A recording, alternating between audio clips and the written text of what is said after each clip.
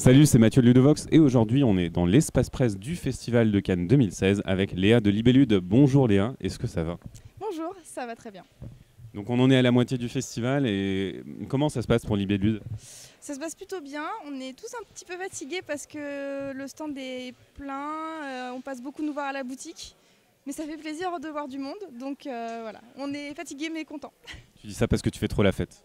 Non, c'est pas vrai. Donc ici on est donc dans l'espace presse au calme et tu vas nous présenter LooneyQuest The Lost City qui est l'extension de LooneyQuest qui est sortie hier, donc vendredi 26 février pour l'ouverture du festival. Dis donc, ça tombe bien. Ouais, ça tombe très bien. C'était une volonté aussi de sortir cette extension pour le festival un an exactement après la sortie du jeu en fait. Voilà, parce qu'on veut vraiment s'inscrire dans un rendez-vous en fait, quelque chose voilà, que les gens se disent ah bah Festival de Cannes, LooneyQuest, voilà, on essaye de créer quelque chose. En fait, cette extension, elle comporte plusieurs nouveautés de plusieurs types. La première nouveauté, j'attrape ma petite feuille. La première nouveauté, c'est les passages secrets. Donc, c'est quelque chose qu'on va retrouver dans les niveaux et c'est une porte qu'on peut emprunter et qui va nous permettre d'emprunter un raccourci en fait dans le niveau. Donc, on va commencer son trait, emprunter le passage et ressortir en interrompant donc son trait par autre part. Donc en fait là il y a le départ ici, on va jusque là et ensuite on reprend là jusqu'à la sortie. Voilà. Donc dans ce niveau là, on n'a pas le choix. Il faut emprunter le passage secret. Mais il y a d'autres niveaux où on aura le choix entre emprunter le passage ou pas. Et des fois il y aura plus ou moins de risques. Ou de bonus, j'imagine. Voilà. Donc en fait maintenant les niveaux proposent de vrais choix finalement. Enfin non pas qu'ils n'en proposaient pas avant, mais en tout cas des choix différents. Voilà. Donc ça c'est quelque chose qu'on peut retrouver donc dans les niveaux. J'en profite pour dire qu'il y a 32 nouveaux niveaux. J'allais te demander combien.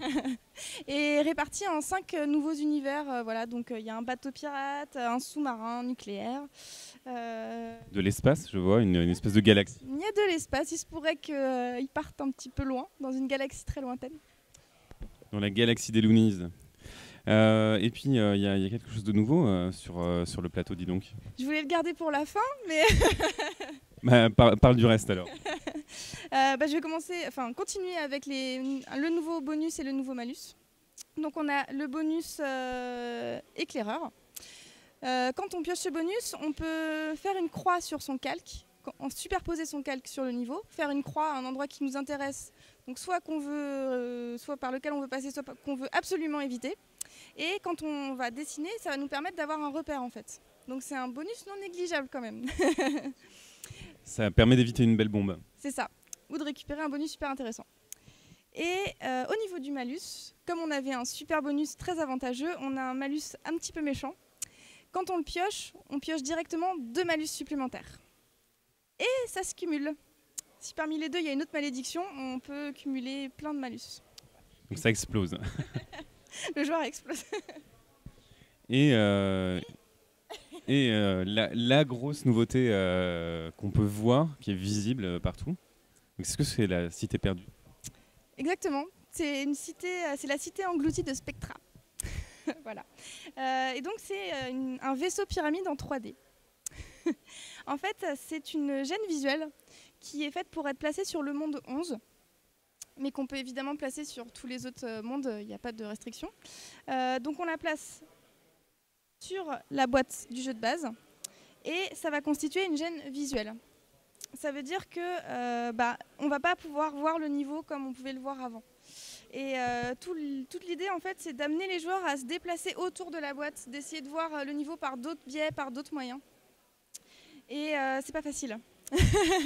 Vraiment c'est très difficile, on le constate sur le salon. Au début les gens se disent ah c'est rigolo, c'est trop bien. Puis après quand ils sont en train de dessiner ils se disent oh, c'est trop dur. Effectivement, j'imagine très bien que ça déforme les perspectives et puis comme on voit sous d'autres angles, on calcule un peu mal les distances et on tombe sur des choses moins bien. Ça souvent il y a des petites catastrophes sur des niveaux. D'accord, et du coup, donc ça reste de 5 joueurs, y a pas on n'augmente pas les configurations possibles. C'est au prix de combien d'euros à peu près? C'est exactement 15 €. Voilà, et voilà, il n'y a pas d'augmentation du nombre de joueurs. Et voilà. Ok, mais on a à peu près tout dit.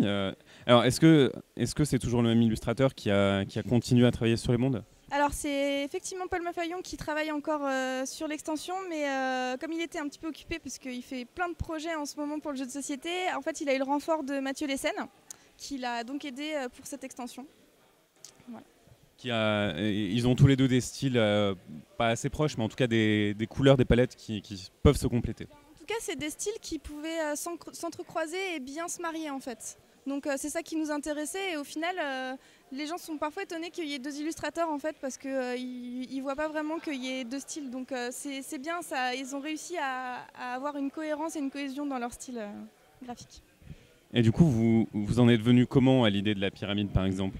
Est-ce que c'est juste un truc que vous pensiez faire à la base et puis vous êtes dit bon, ça va être trop compliqué, on va le faire pour une extension? Ou alors est-ce que c'est venu quand vous êtes dit on va développer la gamme LunyQuest, on a besoin d'un peu plus de bruit dans l'approche?